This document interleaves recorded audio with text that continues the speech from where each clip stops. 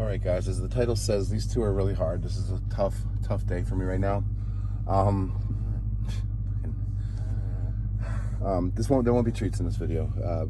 We've actually resorted right now, Jay, because of the lymph nodes.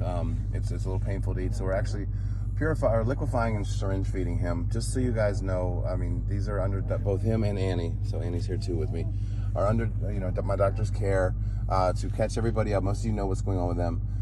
After everything Annie's been through in her life, she's got tumors, mammary tumors, and they've actually opened up. I think I told you guys this at her last appointment in September, that she had these tumors, and because of her cardiology, because of her heart murmur, it's so extreme, we weren't going to do anything.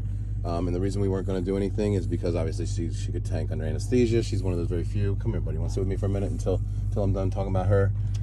So anyway, her tumor is ruptured. It's pretty graphic looking. I'm not going to bother you guys with it. But she's a horse, man. She's eating like a champ. Honey, come over here so people can say hi to you. There you go, baby girl. I know. She's blind, guys. She can't see. She's a feisty little girl, though. She's a sweetheart. I know, sweetie. I know. We got to get you home. Anyway, so jumping around a little bit. She's going to have to undergo emergency surgery. Right now we have it scheduled for the 16th of January. If we can get it in sooner, we will. She's on an injectable antibiotic because, like I said, this tumor has ruptured. It basically looks like a nasty wound that's opened up with the pus around the edges, and it's disgusting. But anyway, so we're going to have to go undergo this surgery. There doesn't seem to be a very good prognosis as far as outcome. I shouldn't say there doesn't seem to be a good one, because I don't want people to start telling me, "Oh, put her down." I'm not going to do that. Give her every chance she's got. But basically, she's got a less than 100% chance. Obviously, with doing this, it's very high. We're going to take all the precautions with the catheter, very light on the anesthesia. My doctor is extremely comfortable doing this, so I like this. You love having your doctor sit there and say, "Yes, these are the concerns, these are the worries, but I'm very comfortable doing this." Love that. So that's problem number one. Problem number two is just as bad. It's little Jay. He also has the cancers. Now he's got it here. Let's sit you over here, buddy. Oh, let's not go too crazy. Sit there for just a second. You guys don't want to be around each other for some reason. They're not fighting, but they're just kind of like antisocial. Little Jay, let's stay up here, buddy. That's my man. Anyway, with him, he went back in today, as you guys know, for x-rays and ultrasound because his lymph nodes are huge, and it is cancerous. It's a lymphoma of some type. Careful, sweetheart. But we had to see where, has it metastasized itself in his lungs, in his organs. The x-ray shows absolutely no metastasization in his lungs. That's a great positive.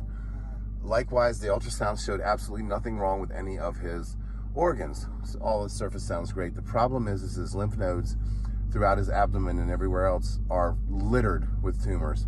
So it's definitely going through his lymphatic system, and that's bad. Obviously, it spreads to other things.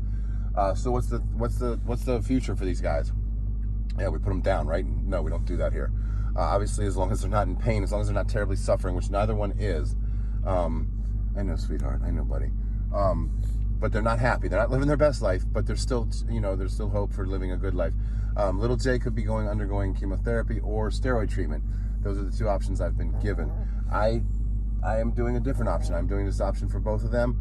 And again, if their life expectancy is not great to begin with, and nobody can give me any answers except for to poison the shit out of them with chemotherapy, I'm going to do what I'm going to do.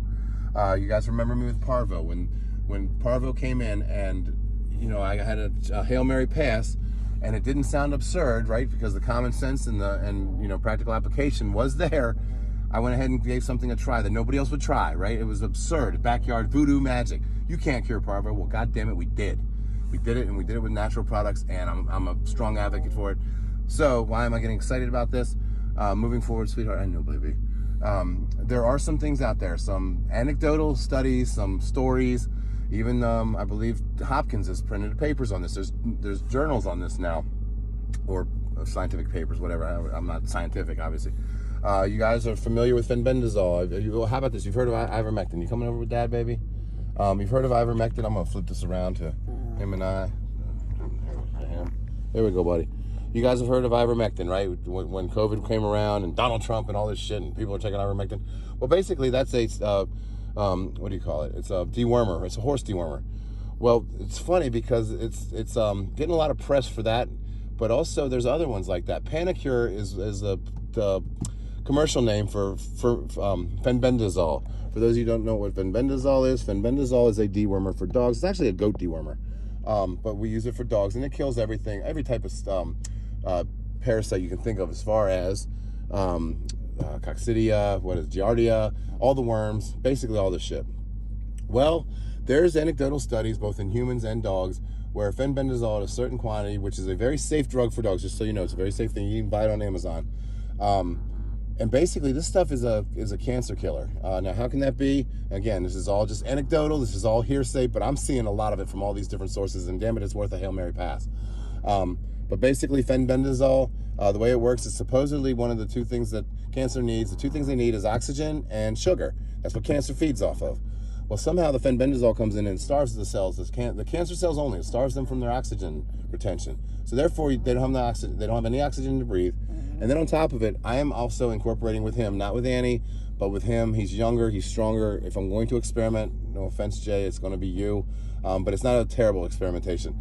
I've learned so much from my bodybuilding and fitness journey as far as nutrition and so forth. And I also know for a fact that the way humans and canines used to eat 10,000 years ago, evolutionarily speaking, wasn't this vegan bullshit. It wasn't all these diets and shit. The ketogenic diet, the ketogenic meal plan, is how we used to eat. I mean, think about it. 10,000 years ago, we didn't just get the filet mignon. We didn't stop and have bread. We didn't have, like, cheesecake. No. We hunted down whatever the hell we could catch, and we killed it, and we ate the whole goddamn thing. We didn't pick out the lean parts. Okay, so most of your animals that these animals and ourselves would eat were of fatty nature. So we had a very high fat content, protein content with zero carbs. And so basically, why is this important? Well, if I'm going to starve the oxygen with fenbendazole, I'm going to starve the goddamn sugar from the cancer with a ketogenic diet. And in doing so, give me a few weeks to a month on this, because there is no other plan in place for him other than to put him on prednisone, because I'm not going to do chemotherapy. And the prednisone even could help out. It's saying it could shrink these tumors. He could live a very long, healthy life. But basically, this is all just guesswork at this point, and I'm willing to take the chance because he's not going to survive any other way. And I'm not idly going to sit aside and not do anything for him. Okay, I'm going to do everything I can, and I'm going to monitor it very closely. I'm not going to do something that's so radical, like give him chemotherapy. That's radical to me. I don't care how mainstream it is. To poison yourself with that shit is radical. To give somebody a diet that their ancestors ate naturally, pretty smart. So I'm going to give this a try, guys. I don't want any backlash on it. God forbid it doesn't work. Okay, we'll have the proof. But if it does, man, I might be onto something else here, because I believe that there's a lot of stuff out there. I'm not a holistic person. I'm not a naturalist or whatever, but I do believe there's a lot of shit that's put in nature that helps us. There's proof of this, and we supply a lot of products, like our CBD products, health products. They're all our cannabinoids, our herbs. Everything that we do is based off of this knowledge and history. So I can't see how to continue to try to expand and explore this where the medical industry won't do it. I'm going to try it, and I have to do it in this particular situation because we really don't have a choice. So there's no scheduled surgery for Jay. He can't have anything. Basically, there's not even a follow-up checkup. Basically he's supposed to, without me doing this, the doctor's recommendation is literally prednisone. If it gets better, great. If it doesn't get better, just keep an eye on him, and the moment he starts to tank, bring him in, and we're going to put him down. That's not, God bless him. He's doing everything he can. I get that, because he's living within the constraints of what he has learned through being a doctor, right? Like, and as knowledgeable as they are, they're still under the constraints of, you have to do it this way because this is what the journals tell you to do. Well, I'm just a grunt on the street. I can do whatever the hell I want. So I'm going to try like hell to save their lives doing this. So they're both on the fenbendazole. Annie will continue the Happy Hal diet that she loves. She scarfs it down. Little Jay, because of the problems in his throat, because of the lymph nodes hurting so bad and being so swollen, we have to syringe feed him. He likes the food, he just can't eat the chunks. So, sorry guys, I'm a little excited about this. It's been a really long day. I hate the fucking news that I'm, sorry about the language. I hate the news that I'm getting, and I'm not willing to give up. I'm not willing to let go. I'm going to keep fighting the fight with you guys. I love you to death. This is what we're all about, man. We're going to sit here and do everything we can to save them and those in the future. I love you, big man. Love you, Annie, baby girl. I know she's already tapping out.